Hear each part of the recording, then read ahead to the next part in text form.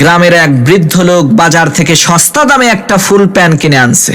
এখন বাড়িতে এসে সেই ফুল প্যান্টটা পরে দেখে ফুল প্যান্টটা তার পায়ের থেকেও আধ হাত বেশি লম্বা। তখন সেই বৃদ্ধ লোক তার স্ত্রীর কাছে গিয়ে বলল, আমার এই প্যান্টটা আধ হাত বড় হয়েছে, তুমি প্যান্টটাকে আধ হাত কেটে সেলাই করে একটু ছোট করে দাও তো।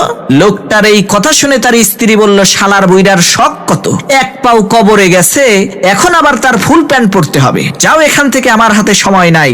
স্ত্রীর এই ঝাড়ি শুনে সেই বৃদ্ধ লোকটি তার পুত্রবধূকে বলল, মা, আমার এই প্যান্টটা আধ হাত লম্বা হয়েছে, কেটে একটু ছোট করে দাও না। পুত্রবধূ বলল, বাবা, আমার হাতে সময় নাই।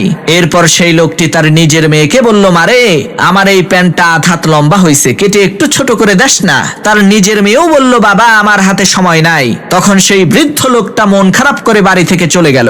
তখন সেই বৃদ্ধ লোকটার স্ত্রী চিন্তা করলো, আহারে, আমার স্বামী বুড়া মানুষ, কয়দিনই আর বাঁচবে, একটা প্যান্টই তো পরতে চাইছে, দেই একটু সেলাই করে প্যান্টটাকে ঠিক করে দেই। এই চিন্তা করে সেই বৃদ্ধ লোকের স্ত্রী ফুল প্যান্টটাকে আধ হাত কেটে ছোট করে জায়গা মতো রেখে দিছে। এদিকে বৃদ্ধ লোকটার পুত্রবধূ আবার চিন্তা করলো, আহারে, আমার শ্বশুর ছোট একটা কাজ দিছে, না করলে খারাপ দেখা যায়, দেই প্যান্টটাকে কেটে একটু ছোট করে দেই। পুত্রবধূ ও প্যান্টটা নিয়ে আধ হাত কেটে সেলাই করে জায়গা মতো রেখে দিছে। অন্যদিকে সেই বৃদ্ধ লোকটার নিজের মেয়ে, সেও চিন্তা করলো, আমার আব্বা প্যান্টটা কাটতে কইলো, কাটলাম না, এটা কি ঠিক করলাম, যাই প্যান্টটা কেটে একটু ছোট করে দেই।